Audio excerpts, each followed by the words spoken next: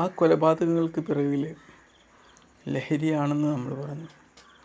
പക്ഷേ മനുഷ്യനെ ലഹരിയിലേക്ക് ആനയിക്കുന്ന ഒരു മൂലകാരണമുണ്ട്. അത് വലിയ പ്രശ്നം സാമ്പത്തികമാണ്. കടബാധ്യതകളിലേക്ക് നടക്കുന്നതും സാമ്പത്തികമാണ്. പലപ്പോഴും ഇന്ന് നമ്മുടെ ഇന്ത്യയിലൊരു കണക്ക് പ്രകാരം ദൈനംദിന ജീവിതത്തിലെ ചിലവ് കഴിഞ്ഞ് ഒന്ന് സേവ് ചെയ്യാൻ 100 കോടിയിലേറെ മനുഷ്യന്മാർക്ക് പറ്റുന്നില്ല എന്നുള്ളതാണ്. 100 കോടിയിലേറെ മനുഷ്യന്മാർ. എത്ര മനുഷ്യന്മാർ കടത്തിലാണ് എന്നുള്ളത് ചോദിച്ചു കഴിഞ്ഞാൽ ഒരു പക്ഷേ ഈ 100 കോടി മനുഷ്യന്മാർക്കും ചിലപ്പോൾ കടവുണ്ടാവും. അങ്ങനത്തെ ഒരു സാഹചര്യമാണെന്ന്. പ്രത്യേകിച്ച് നമ്മുടെ ഇന്ത്യ രാജ്യത്ത് നമ്മുടെ ഇന്ത്യ പുരോഗമിക്കുന്നു എന്നൊക്കെ പറയുമ്പോഴും നമ്മൾക്ക് സാധാരണക്കാർക്ക് കിട്ടുന്ന സാലറിയുമായിട്ട് ഈ പുരോഗമനത്തിനൊരു ബന്ധമില്ല എന്നുള്ളതാണ്. വളരെ തുച്ഛമായ ശമ്പളത്തിലാണ് പലരും ജോലി ചെയ്യുന്നത്. എങ്ങനെ ബേസിക്സ് കാര്യങ്ങളൊക്കെ അവർ മീറ്റ് ചെയ്യുന്നതെന്ന് എനിക്ക് അറിയാൻ പോലും പറ്റില്ല. പല പ്രൊഫഷണലും നമ്മൾ ചോദിച്ചപ്പോൾ ആശാ വർക്കർമാരൊക്കെ ശക്തമായ സമരത്തിലാണ്. പറഞ്ഞിട്ട് കാര്യമില്ല. അവർ രാവിലെ തൊട്ട് വൈകുന്നേരം വരെ കഠിനമായി പണിയെടുത്തിട്ട് അവർക്ക് കിട്ടുന്നത് വളരെ തുച്ഛമായിട്ടുള്ള ശമ്പളം, 260 രൂപ എന്തെങ്കിലും പറഞ്ഞു. എപ്പോഴും ഭരണകർത്താക്കളും മറ്റൊക്കെ ശ്രദ്ധിക്കേണ്ട ഒരു കാര്യം, ഈ ഭരണകർത്താക്കൾ എന്ന് പറഞ്ഞാൽ ഒരു രാഷ്ട്രീയ പാർട്ടിയുടെ കുത്തകല്ല. ഈ ഭരണം എന്ന് പറയുന്നത് അതൊരു പ്രത്യേക രാഷ്ട്രീയം. ഞാനൊന്നും രാഷ്ട്രീയ പാർട്ടി ഏതാ ഭരിക്കുന്നത് പോലും നമ്മളിപ്പോൾ നോക്കാറില്ല. അതിനെക്കുറിച്ചൊക്കെ പഠിക്കാൻ താല്പര്യം കാണിക്കാറില്ല. കാരണം നമുക്കറിയേണ്ടത് നമുക്ക് എന്ത് റിസൾട്ട് കിട്ടുന്നു, നമ്മളെ കൂടെ ജീവിക്കുന്ന മനുഷ്യന്മാർക്ക് എന്ത് റിസൾട്ട് കിട്ടുന്നു എന്നുള്ളതാണ്.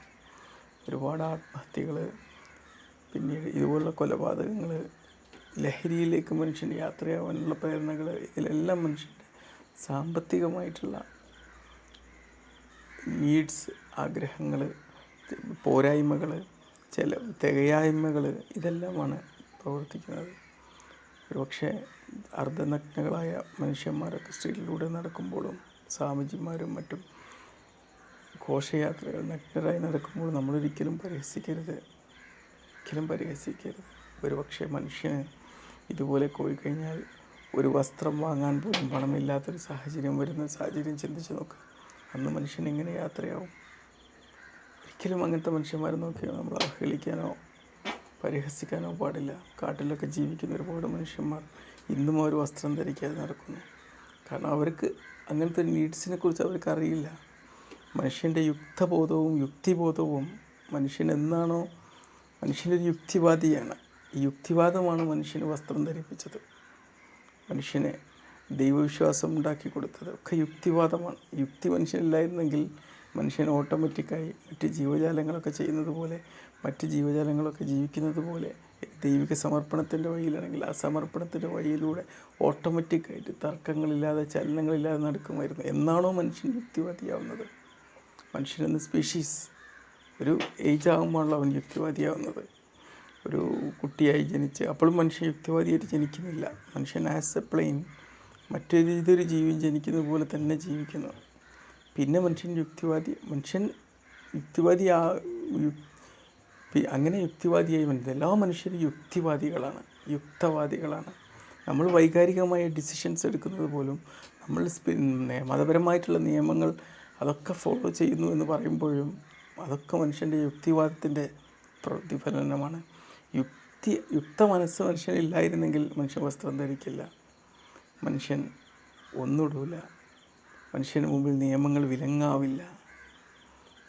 പലപ്പോഴും നമ്മളൊന്നും പത്രം വായിക്കാതെ പല ഇൻഫർമേഷനും കിട്ടാറില്ല. അപ്പോൾ ഞാൻ ചിന്തിക്കും, അപ്പോൾ ചിലരൊക്കെ ചോദിക്കും, എന്തിനും നിങ്ങൾക്ക് ഇൻഫർമേഷൻ കിട്ടിയില്ല? എന്തോ എനിക്ക് വേണ്ട ഇൻഫർമേഷൻ കിട്ടുന്നുണ്ട്, എനിക്കത് ആവശ്യമില്ലാന്ന് തോന്നിയുകൊണ്ട് അത്രയും മറ്റു കാര്യങ്ങൾ ഞാൻ ചെയ്യുന്നില്ല. പക്ഷേ എല്ലാവരും ചോദിക്കും, പക്ഷെ നമ്മളൊരു കാര്യം കാണിച്ചു, നമ്മുടെ സ്പീഷീസിൽ, നമ്മുടെ മനുഷ്യകുലത്തിൽ ആ ഒരു മഹാഭൂരിപക്ഷം വരുന്ന നമ്മുടെ പൂർവികർ എങ്ങനെയായിരുന്നു? കാട്ടിലൊക്കെ ജീവിച്ച സമയത്ത് എങ്ങനെയായിരുന്നു അവർ ജീവിച്ചത്?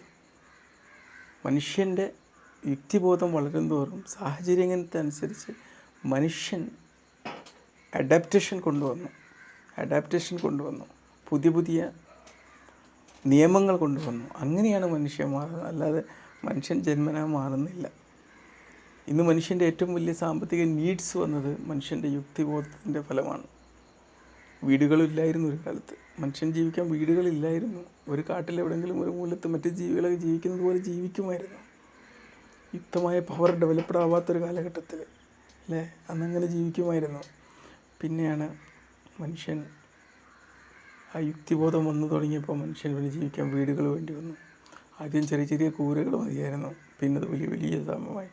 ഇന്നൊരു സാധാരണ മനുഷ്യന് ദൈനംദിന ജീവിതം പോലും മുട്ടിക്കാൻ പറ്റാത്ത മനുഷ്യൻ്റെ വീട് എന്ന് പറയുന്നത് സ്വപ്നം കാണാൻ പോലും പറ്റാത്ത സാഹചര്യത്തിലേക്ക് നീങ്ങും. അപ്പോൾ മനുഷ്യന് വീടുണ്ടാക്കാൻ പറ്റാത്ത അവസ്ഥ വരും. പക്ഷേ ആ സ്ട്രീറ്റിലേക്ക് മനുഷ്യൻ വീണ്ടും മടങ്ങേണ്ട സാഹചര്യം വന്നാലും അത്ഭുതപ്പെടാനില്ല. ജോലികൾ റീപ്ലേസ് ചെയ്യപ്പെടും, ആർട്ടിഫിഷ്യൽ ഇൻ്റലിജൻസ് കൊണ്ട് റീപ്ലേസ് ചെയ്യപ്പെടും. കൊത്താൻ ആർട്ടിഫിഷ്യൽ ഇൻ്റലിജൻസിൻ്റെ ഒരു മെഷീൻ മതിയാവും, പാറ പൊട്ടിക്കാൻ അത് മതിയാവും, ഒരു തുരങ്കം ഉണ്ടാക്കാൻ അത് മതിയാവും, ഒരു ടണൽ ഉണ്ടാക്കാൻ അത് മതിയാവും, അല്ലേ? മില്ലിൽ നമ്മൾ പൊടിക്കാൻ അത് മതിയാവും. ഡോക്ടർ സ്റ്റെതസ്കോപ്പും വെച്ച് പരിശോധിക്കേണ്ട ആവശ്യം വരില്ല. ആർട്ടിഫിഷ്യൽ ഇൻ്റലിജൻസ് ഒറ്റ നോട്ടത്തിൽ നമ്മുടെ കംപ്ലയിൻസൊക്കെ പറഞ്ഞു കൊടുക്കുന്നതോട് കൂടി അതിനുള്ളൊരു സൊല്യൂഷൻ കണ്ടെത്തി തരും. ഇനി അവിടെ പോയിട്ട് ഒരു ഓപ്പറേഷൻ ചെയ്യണമെന്നൊക്കെ ആണെങ്കിൽ ആർട്ടിഫിഷ്യൽ ഇൻ്റലിജൻസ് റോബോട്ടിക് സർജറി മറ്റും പോയി അത് ചെയ്തു തരും. എല്ലാ ഫീൽഡിലേക്കും ഇത് വരുന്നൊരു സാഹചര്യത്തിൽ മനുഷ്യൻ തൊഴിൽ രഹിതനാവും. അവസാനം ഗവൺമെൻറ് ജീവിക്കാനുള്ള സ്റ്റേറ്റ്മെൻറ്റ് കൊടുക്കേണ്ട അവസ്ഥ വരും. ആ ഘട്ടത്തിലും മനുഷ്യന് തൻ്റെ ടെക്നോളജിയും ഇതൊക്കെ വളരുമ്പോഴും മനുഷ്യൻ്റെ കയ്യിൽ പണമില്ലാത്തൊരവസ്ഥ വരും. അങ്ങനെ എന്താവും? അവസാനം ഈ ടെക്നോളജിയും ഇല്ലാതാവും. കാരണം എന്താ? ഉണ്ടായിട്ട് കാര്യമല്ല, ഇൻവെസ്റ്റ്മെൻ്റ് ആണല്ലോ, അതിന് ബെനിഫിറ്റ് കിട്ടിയാലല്ലേ അതുകൊണ്ട് കാര്യം ഉണ്ടാവുള്ളൂ. അതും വെറും ഗവൺമെൻറ് ലെവലിലും മറ്റും ആയിത്തീരുന്നവർക്ക് ഇതിന് കൺസ്യൂം ചെയ്യാൻ ജനങ്ങളെ കിട്ടാത്തൊരവസ്ഥ വരും. ബേസിക് നീഡ്സായ ഭക്ഷ്യവസ്തുക്കളാണ്, മനസ്സിലായി? അത് ഒരുപാട് കാര്യങ്ങളിവിടെ ഉണ്ടാവും, പക്ഷെ അതൊന്നും വാങ്ങാൻ ക്യാഷ് ഇല്ലാതാവും. ക്യാഷ് കുറച്ച് ആൾക്കാരുടെ കയ്യിലേ ഉണ്ടാവുള്ളൂ. ഓല തന്നെ ആയിരിക്കും ഈ സാധനങ്ങൾ നടത്തുന്നതും. അങ്ങനത്തെ അവസ്ഥയൊക്കെ വരാം. അപ്പോൾ സാമ്പത്തികമായിട്ടുള്ള ഒരു ബേർഡൻ, സാമ്പത്തികമായിട്ടുള്ള ഒരു എന്താ പറയുക, ഈ ഒരു ബുദ്ധിമുട്ട് മനുഷ്യന് കൂടി വരാനുള്ള സാധ്യതകൾ. പക്ഷേ ഇതിനെയൊന്നും നമ്മൾ സമ്മർദ്ദങ്ങൾ ഉണ്ടാക്കുന്ന രീതിയിലേക്ക് പരിവർത്തനം ചെയ്യാതെ കഴിഞ്ഞ ദിവസം ഏതൊരു പ്രഭാഷകൻ്റെ പ്രസംഗം ഒരുപാട് വൈറലായിരുന്നു. ഒരു വീടുണ്ടാക്കുമ്പോൾ നിങ്ങളെ വീട് എന്ത് ചെയ്യണം? നിങ്ങൾക്ക് ആ വീട് പൂർണ്ണമായും പൂർത്തീകരിക്കാനുള്ള ഫണ്ട് ഉണ്ട് എങ്കിൽ മാത്രമേ ഉണ്ടാക്കാൻ പാടുള്ളൂ. മനസ്സിലായില്ലേ? നിങ്ങൾ വലിയൊരു പണം കൊടുത്ത് ആ ഫണ്ട് ഉണ്ടാക്കി വീടുണ്ടാക്കി അവസാനം പിറ്റേ ദിവസം തൊട്ട് വീട് നടത്തിയതിനുള്ള ചിലവിന് പല കാര്യങ്ങൾക്കുള്ള പണം കൊടുക്കാൻ ബാക്കിയുണ്ടാവും. പിന്നെ ലോൺ എടുത്തിട്ടായിരിക്കുമ്പോൾ ഉണ്ടാക്കിയിരിക്കുന്നത്. അവസാനം എവിടെ നിന്നാണ് വീടിൽ നിന്ന് സ്വസ്ഥത കിട്ടുക? ഒരു ചെറിയൊരു കുടിലുണ്ടാക്കാൻ പറ്റുന്നില്ല, അത് ഉണ്ടാക്കിയാൽ മതി. കഴിഞ്ഞ ദിവസം ഒരാൾ ഇങ്ങനെ വല്ലാണ്ട് തർക്കിച്ച് വരിക. അപ്പോൾ ആ വീട്ടിൽ ബാക്കി എല്ലാവരും സഹോദരങ്ങൾക്കൊക്കെ നല്ല പണമുണ്ട്, ഇയാൾക്ക് പണമില്ല. അപ്പോൾ ഇയാൾക്ക് പണമില്ല. അപ്പോൾ ഇയാൾ വിചാരിക്കുകയാണ്, എൻ്റെ വീട്ടിൽ എൻ്റെ അനിയന്മാർക്ക് ഇവർക്കൊക്കെ വലിയ വലിയ വീടുകളുണ്ടല്ലോ, എനിക്ക് വീടില്ലല്ലോ എന്നിങ്ങനെ വിചാരിച്ച് അസ്വസ്ഥനായിരിക്കാൻ. മറ്റുള്ളവർ എന്ത് വിചാരിക്കും? ഒന്നും വിചാരിക്കില്ല. ഓരോ മനുഷ്യനും ജീവിക്കുന്നത് ഒരു വീട്ടിലല്ല, അവനവൻ്റെ ശരീരം എന്ന വീട്ടിലാണ്. ഇതങ്ങോട്ട് അപ്രത്യക്ഷമായി എല്ലാം കഴിഞ്ഞു. ഒരു മനുഷ്യൻ മറ്റുള്ളവർ നമ്മളെക്കുറിച്ച് എന്ത് വിചാരിക്കും എന്ന് വിചാരിച്ചിട്ട് ആ വിചാരണ പൂർത്തീകരിക്കാൻ വേണ്ടി ഒരു വലിയ വീടുണ്ടാക്കാണ്ട് പുറപ്പെട്ട എന്തായിരിക്കും അവസ്ഥ ഒന്ന് ചിന്തിച്ച് നോക്ക്.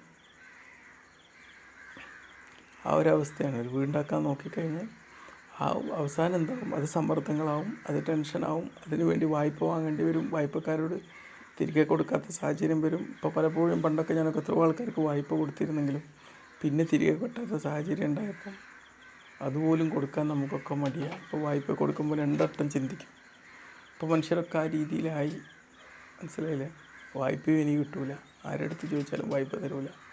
കാരണം മനുഷ്യന്മാർ രണ്ടു വട്ടം ചിന്തിക്കാനും നോ പറയാനും പരിശീലിച്ച് തുടങ്ങി എന്നുള്ളതാണ്. ഇപ്പോൾ കഴിഞ്ഞ ദിവസം ആ ഒരു കൊലപാതകത്തിൻ്റെ പിന്നിലൊക്കെ സാമ്പത്തികമായിട്ടുള്ള അതുകൊണ്ട് സാമ്പത്തിക ബാധ്യതകൾ ഉണ്ടാക്കാതെ വളരെ സൂക്ഷ്മമായിട്ട് കൈകാര്യം ചെയ്യാം. പ്രത്യേകിച്ച് കുട്ടികളെയൊക്കെ അത് പഠിപ്പിച്ചു കൊടുക്കണം. അല്ലെങ്കിൽ അവർക്ക് വളരെ ലാവിഷായിട്ടുള്ള ജീവിതം ജീവിച്ച് തീർത്ത് അവസാനം അവർക്കൊരു ജോലി കിട്ടി ആ ജീവിച്ച ആ സ്റ്റൈൽ പിന്തുടരാൻ പറ്റാത്തൊരു സാഹചര്യം വന്നു കഴിഞ്ഞാൽ പിന്നെ അവർ കടക്കാരാവും, ബാധ്യതകളുണ്ടാവും. അതിൻ്റെ പേരിൽ രക്ഷിതാക്കൾ ജീവനൊടുക്കേണ്ട സാഹചര്യങ്ങളുണ്ടാവും. ജീവിതം തന്നെ അൽക്കുലത്തായിട്ട് മാറും എന്നുള്ളതാണ്.